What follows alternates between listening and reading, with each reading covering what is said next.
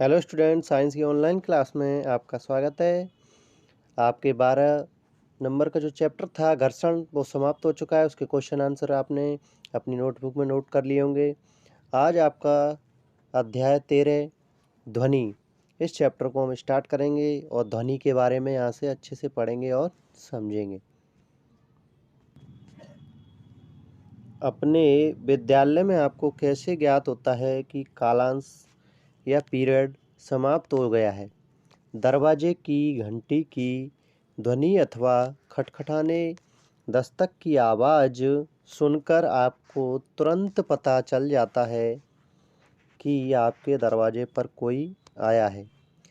प्राय पदचाप, पदचाप का मतलब पैरों की आवाज़ सुनकर ही आप जान लेते हैं कि कोई आपकी ओर आ रहा है।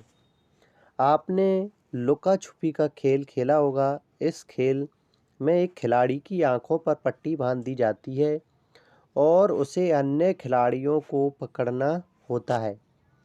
आंखों पर पट्टी बंधे होने पर भी उस खिलाड़ी को कैसे पता चल जाता है कि उसके सबसे समीप कोई खिलाड़ी है? ध्वनि का हमारे जीवन में एक महत्वपूर्ण स्थान है। ठीक है, इन्हीं सारी चीज़ों का पता हमें केवल ध्वनि से ही पता चल पाता है और ध्वनि का हमारे जीवन में एक महत्वपूर्ण स्थान है। एक दूसरे से संपर्क करने में यह हमारी सहायता करती है। अपने चारों ओर हमें विभिन्न प्रकार की ध्वनियाँ सुनाई पड़ती हैं। अपने आसपास सुनाई देने वाली ध्वनियों की एक सूची बनाइए। अपने विद्यालय के संगीत कक्ष में आप बांसुरी, तबला, हारमोनियम आदि वाद्य यंत्रों की ध्वनियाँ सुनते हैं। चित्र 13.1 में कुछ वाद्य यंत्रों को दर्शाया गया है, दिखाया गया है। ध्वनि कैसे उत्पन्न होती है? यह एक स्थान से दूसरे स्थान तक किस प्रकार पहुंचती है? एक तो सबसे पहले ध्वनि कैसे उत्पन्न होती है, दूसरा ये एक स्थान से दूसरे स्थान तक कैसे पहुंच जाती है, ध्वनि को हम कैसे सुन पाते हैं, कुछ ध्वनियाँ दूसरों की अपेक्षा प्रबल क्यों होती हैं। इस अध्याय में हम ऐसे ही कुछ प्रश्नों के उत्तर जानने के लिए विचार विमर्श इस पर करेंगे। देखिए, चित्र 13.1 में कुछ वाद्य यंत्र दर्शाए गए हैं। सबसे पहले आपको दर्शाया गया तबले के बारे में। ये हारमोनियम है जो आपने सभी ने देखा होगा। सितार, बांसुरी, बांसुरी से आप सभी परिचित हैं। और आगे नेक्स्ट देखते हैं इसमें क्या है। नेक्स्ट पॉइंट है 13.1, ध्वनि कंपित वस्तुओं द्वारा उत्पन्न होती है। अब देखिए ध्वनि कैसे उत्पन्न हो रही है? जब वस्तुओं को कंपित किया जाता है तब ध्वनि उत्पन्न होती है। एक एक क्रियाकलाप की सहायता से इसको अच्छे से समझते हैं।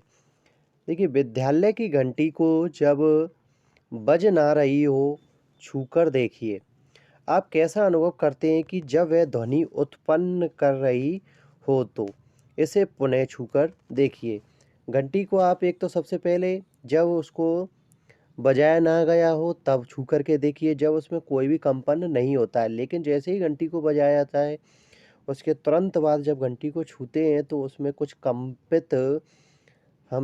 कंपन हमें क्या करता है, सुनाई देता है, या हम हाथ से छूकर उसको स्पर्श करते हैं तो उसमें कंपन होने की गति को हमें पता चलता है स्पर्श करने पर। क्या आप इसे कंपित होता हुआ अनुभव कर सकते हैं? हाथ से छूकर हम इसको अनुभव कर सकते हैं। क्रियाकलाप 13.1, धातु की एक प्लेट अथवा एक कढ़ाई लीजिए। इसे सुविधाजनक स्थान पर इस प्रकार लटकाइए कि यह किसी दीवार को ना छुए। मतलब किसी भी सहारे के बिना इसको एक धागे से लटकाकर ऊपर लटकाना है और ये आसपास किसी भी दीवार से ना छुए। अब इसे पर किसी प्रकार से छड़ी से चोट मारिए। चित्र जैसे 13.2 में दर्शाया गया है। क्या आपको कोई ध्वनि सुनाई पड़ती है? प्लेट अथवा कढ़ाई को धीमे से अंगुली से छूकर देखिए। क्या आप कंपनों का अनुभव करते हैं? बिल्कुल, इसमें कंपन उत्पन्न होते हैं और हम कंपनों का इस पर हाथ से छू करके इनका अनुभव कर सकते हैं। देखिए, एक उथली कढ़ाई पर चोट मारते हुए आपको चित्र में दर्शाया गया है। प्लेट पर फिर से छड़ी से चोट मारिए तथा चोट मारने के तुरंत बाद इसे अपने हाथों से कसकर पकड़ लीजिए। क्या आप अब भी ध्वनि सुन पाते हैं? जैसे हाथ से पकड़ते हैं तो जो कंपनों की जो गति है वो थोड़ी कम हो जाती है और ध्वनि कम उत्पन्न हो पाती है। जब प्लेट ध्वनि उत्पन्न करना बंद कर दे तब इसे फिर से छूकर देखिए। क्या अब आप कंपनों का अनुभव करते हैं? जब ध्वनि बंद हो जाती है तो वहाँ पर कंपन क्या हो जाते हैं? समाप्त हो जाते हैं। तब आप किसी भी प्रकार के कंपन को स्पर्श करके नहीं पता लगा सकते। क्रियाकलाप नंबर 13.2 रबड़ का एक छल्ला लीजिए। चित्र 13.3 में जैसा कि दर्शाया गया है इस तरीके से। इसके अनुसार एक पेंसिल बॉक्स पर चढ़ाइए। बॉक्स तथा तानित रबड़ के बीच में 2 पेंसिल लगाइए। अब रबड़ के छल्ले को लगभग बीच में से खींचकर जैसा कि चित्र में दर्शाया गया है छोड़ दीजिए। क्या आपको कोई ध्वनि सुनाई देती है? क्या रबड़ का छल्ला कंपन करता है? बिल्कुल कंपन करता है। ऐसा प्रयोग आपने काफ़ी बार किया होगा। चित्र 13.3 में रबड़ के छल्ले को कर्षित प्लग करना यानी कि रबड़ के छल्ले को इस तरीके से खींचकर कंपन कराया जाता है। कक्षा 7 में आप अध्ययन कर चुके हैं कि किसी वस्तु की माध्य स्थिति के इधर-उधर या आगे-पीछे होने वाली गति कंपन कहते हैं। गति को क्या कहते हैं? कंपन। जिसमें 7th क्लास में आपने पढ़ा था कि एक इस तरीके से किसी धातु की गेंद को लटका दिया जाता है किसी के सहारे और जब ये कंपन गति करती है इर्द-गिर्द अपनी माध्य स्थिति के इधर-उधर जब ये गति करती है, ये हो गई इसकी माध्य स्थिति। माध्य स्थिति के जब इधर और जब इधर गति करती है तो इस प्रकार की गति को हम कंपन गति कहते हैं।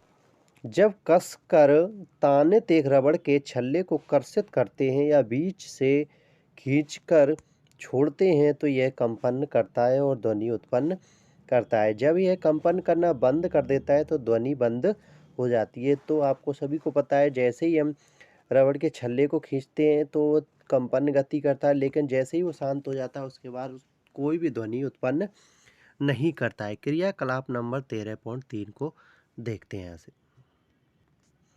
क्रियाकलाप 13.3 धातु की एक थाली लीजिए। अब क्या किया गया है कि धातु की एक थाली ली गई है। इसमें कुछ जल डालिए। एक चम्मच से इसके किनारे पर आघात कीजिए। किससे करना है? चम्मच से आघात करना है। चित्र 13.4 में दर्शाया गया है इसको। क्या आप ध्वनि सुन पाते हैं? थाली पर पुनः आघात कीजिए और तब इसे छूकर देखिए। क्या आप थाली को कंपित होता अनुभव करते हैं? बिल्कुल थाली क्या करेगी? कंपन करेगी। थाली पर पुनः आघात कीजिए। जल की सतह को देखिए। जब थाली पर चम्मच से चोट की जाती है, आघात किया जाता है तो थाली में कंपन होता है और कंपन जो थाली में होते हैं वो आपको पानी के अंदर दिखाई देते हैं यानी कि जल की सतह पर दिखाई देते हैं। क्या आप वहाँ कोई तरंगें देख पाते हैं? तो जल में क्या होता है? कुछ तरंगें आपको दिखाई देंगी। वो तरंगें किसके कारण उत्पन्न हो रही हैं? वो थाली में जो कंपन हो रहा है वो थाली का जो कंपन है वो जल की सतह पर तरंगों के रूप में आपको दिखाई देता है। थाली को पकड़िए। अब जल की सतह पर क्या परिवर्तन देखें? जैसे ही थाली को पकड़ते हैं तो जो जल की सतह पर जो कंपन थे, जो उत्पन्न हो रही थी तरंगें, वो क्या हो जाती हैं? समाप्त हो जाती हैं। क्या आप इस परिवर्तन की व्याख्या कर सकते हैं?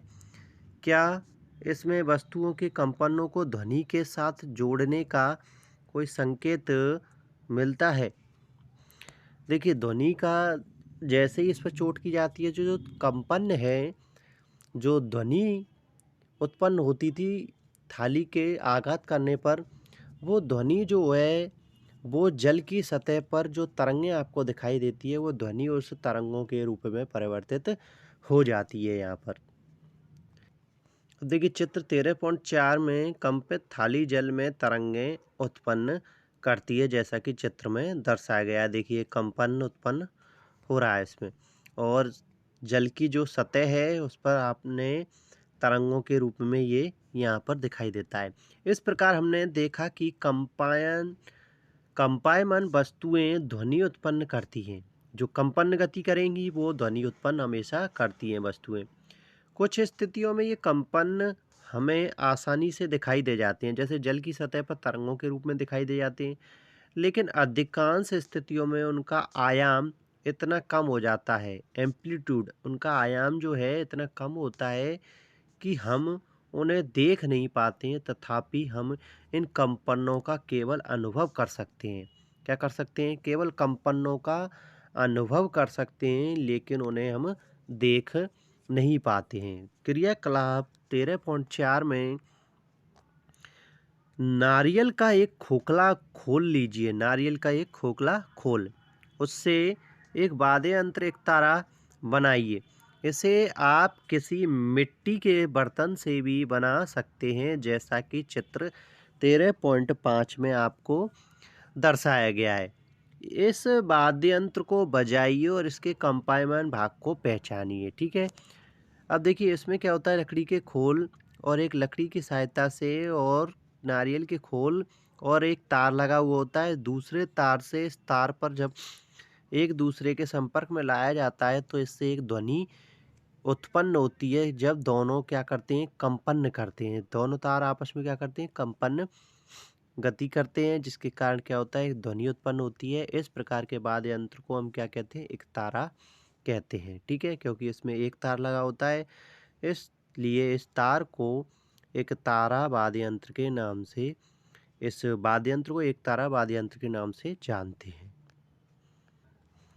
सुपरिचित वाद्य यंत्रों की एक सूची बनाइए, उनके कंपायमान भागों को पहचानिए। कुछ उदाहरण सारणी 13.1 में दिए गए हैं, शेष सारणी को पूरा कीजिए।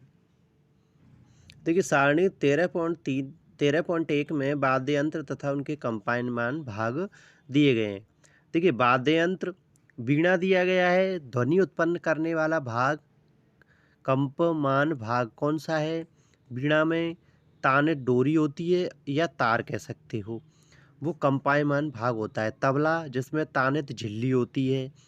ऐसे ही आप अन्य जो भी एक तारा है उसमें भी क्या होता है, तानित तार होता है। ऐसे ही अन्य वाद्य यंत्रों के नाम यहाँ पर लिख कर के उनके कंपायमान भागों के बारे में आप लिख सकते हो। संभवतः आपने मंजीरा, झांझ, घटम, नूट, मिट्टी के बर्तन तथा करताल देखे होंगे। ये वाद्य यंत्र सामान्यतः हमारे देश के अनेक भागों में बजाए जाते हैं।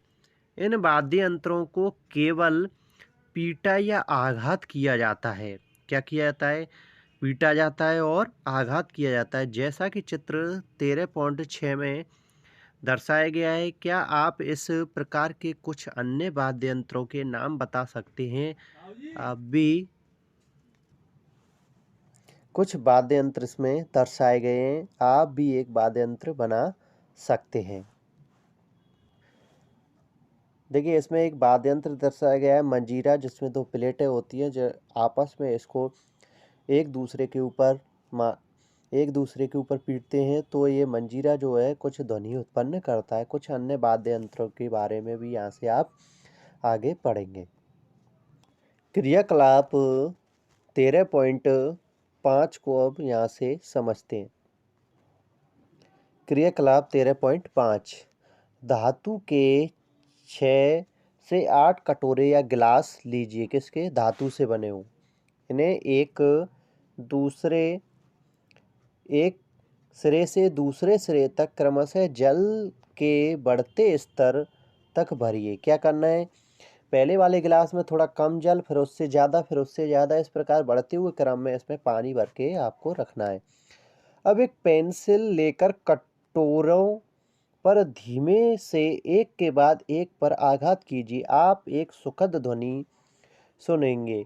यह आपका जल तरंग है। क्या है? जल तरंग है। जैसे ही गिलास पर आप पेंसिल से आघात करोगे तो आघात करने से एक ध्वनि उत्पन्न होगी और जो जल भरा हुआ उसमें क्या होगा, कंपन होने लगेगा, यानी कि उसमें जो सतह है जल की उस पर तरंगें उत्पन्न होती हैं, जैसा कि आपको चित्र जल तरंग के बारे में इसमें दर्शाया गया है। जब हम किसी वाद्य यंत्र जैसे सितार के तार को कर्षित करते हैं तो हमें केवल तार की ही ध्वनि सुनाई नहीं देती, वास्तव में संपूर्ण यंत्र कंपन करता है। यानी कि कर्षित का मतलब है जैसे ही हम सितार के तार को कंपन कराने के लिए क्या करते हैं, उस पर आघात करते हैं, तो हमें केवल तार की ध्वनि नहीं कर उत्पन्न होती है, बल्कि हमें जो यंत्र दे रखा है उस यंत्र के कंपन ध्वनि हमें सुनाई देती है। इस पूरे यंत्र के कंपन से उत्पन्न ध्वनि को हम सुनते हैं।